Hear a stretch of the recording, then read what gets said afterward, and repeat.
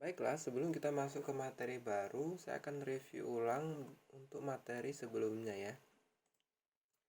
Materi sebelumnya kita membahas tentang output primitif. Ini adalah materi untuk UTS tempo hari. Lalu dibahas bagaimana menciptakan sebuah garis dari dua titik. Materi ini akan digunakan untuk UAS. Lalu materi yang baru juga akan digunakan untuk UAS.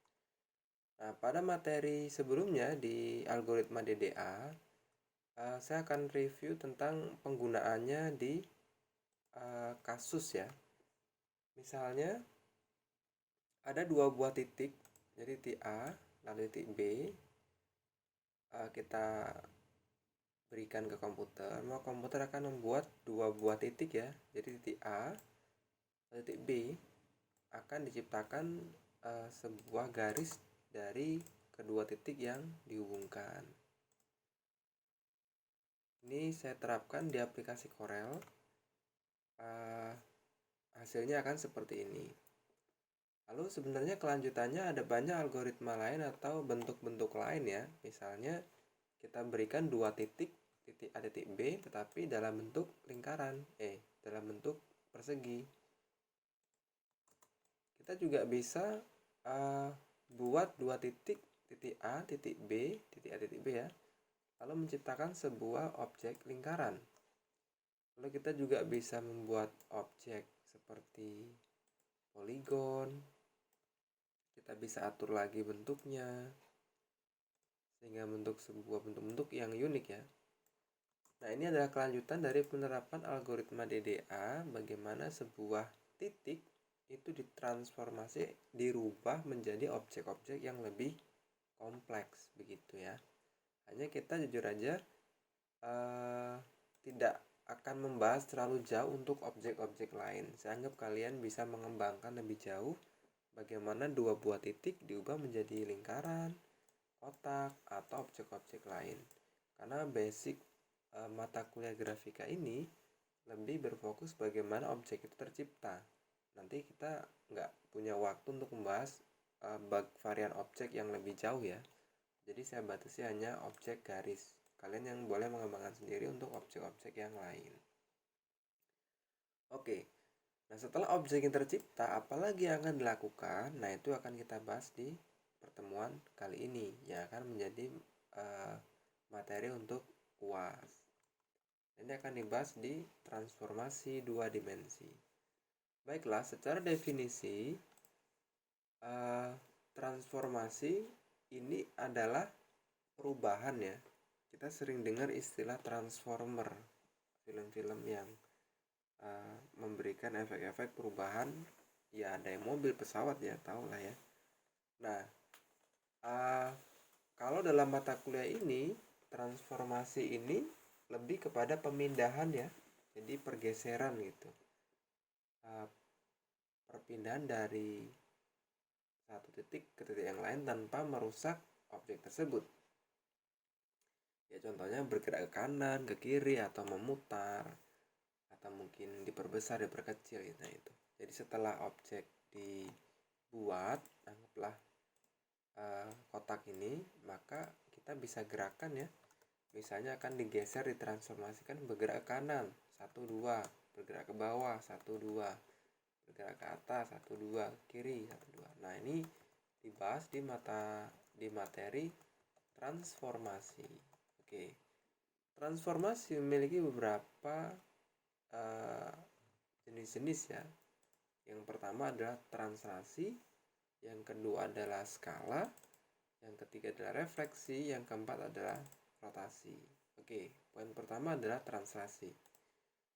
Translasi adalah perpindahan objek ya. Jadi ini titik A ke titik B. Contohnya ya, misalnya saya punya lingkaran, kita translasikan 2 poin ke sebelah kanan. Maka saya geser 1, 2. Ini translasi. Atau translasikan ke arah atas 2 titik 1, 2, ke bawah 2 titik 1, 2. Nah, ini translasi. Selanjutnya adalah skala ya. skala ya memperbesar ya. Suatu operasi membuat objek berubah ukuran, baik menjadi lebih kecil atau lebih besar secara seragam. Ini contohnya objek A, objek B. Contohnya misalnya saya buat persegi, ini saya hapus, saya pindah sheet aja. Saya punya persegi di sini. Saya akan skala, ini kan size-nya saya buat 10 ya. Kita akan buat ini 2 kali lipat ya, jadi 20 di sini. Maka ini adalah skala 2:1 ya. Jadi ini 2 kali lipat dari ini. Kelihatan ya bahwa ini 2 kali lipatnya. Ini kan ya 10, ini 20 ya. Begitu ya. Lalu refleksi ya atau pencerminan. Ya ini mirror, kayak kita ngaca ya. Misalnya kita punya objek anggaplah ini begini, segitiga. Ini sisi A, maka direfleksikan ya, artinya dibalik menjadi titik B. Nah, jadi merah ini refleksi dari si hitam. Ini ada garis di sini ya. Ini adalah garis tengah-tengah batas refleksi antara titik warna merah dan hitam. Lalu yang terakhir adalah perputaran ya, atau rotasi ya. Ya, diputar ya.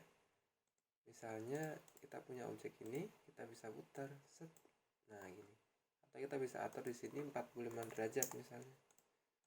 Atau kita bisa atur 10 derajat. Gitu ya. Nah, pada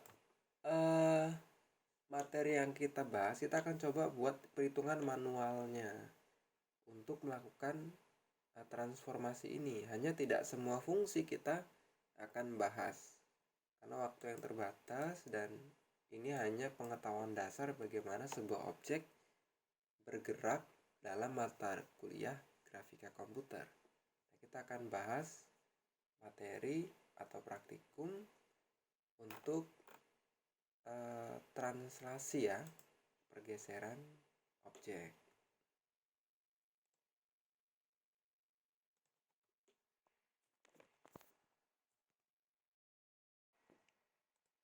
Oke,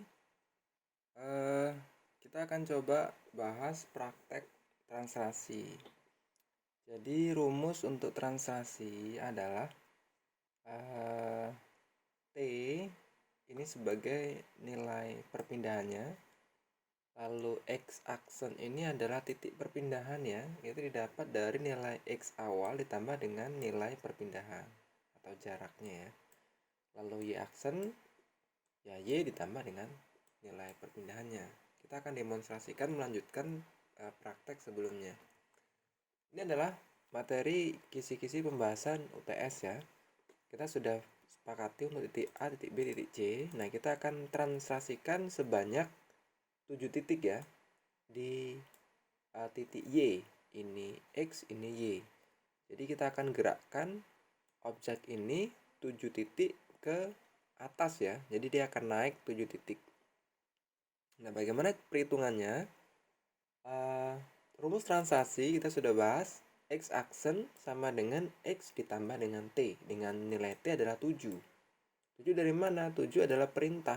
Perintah kita untuk bergerak seberapa titik yang akan kita inginkan. Nah, di sini kita inputkan 7, ya bisa aja 8, 9 tergantung kita inginnya berapa. Dengan nilai X-nya itu 3 dan 5 ya di sini ya. Ya, maka nilai X-nya ini kan X dan Y ya, yang akan ditambahkan hanya pada posisi Y. Maka nilai X-nya akan tetap ya, 3. Lalu nilai Y itu 5 ditambah 7. Ya, 5 tambah 7 berarti gini aja ya, 5 ditambah dengan ini. Maka 12, berarti 3 dan 12 ada di sini ya. Nah, ini adalah titik perpindahannya. Saya berikan warna biru navy. Selanjutnya juga sama, ini masih 3 ya, jadi ini mengambil dari sini ya, maka ini juga sama, saya langsung aja ya, 3 dan 13 ya, berarti 3 di sini, 13 di sini. Ini pergeserannya. Lalu 4 dan 14 ya, berarti di sini 4, 14 di sini.